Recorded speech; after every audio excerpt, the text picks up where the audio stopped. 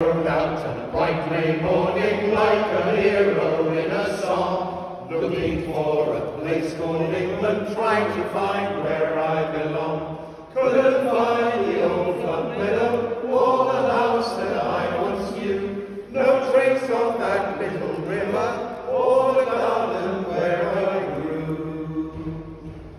I saw town and I saw country, motorway and stark estate. The rich mill in their rolling acres, forwards still outside the gate.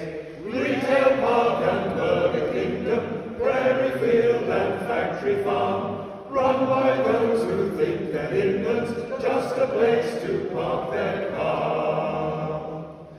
But as the train pulled from the station through the wastelands of despair, from the corner of my eye a brightly still the filthy air. Someone's grown a patch of sunflowers, though the soil is sooty black, marigolds and a few tomatoes, right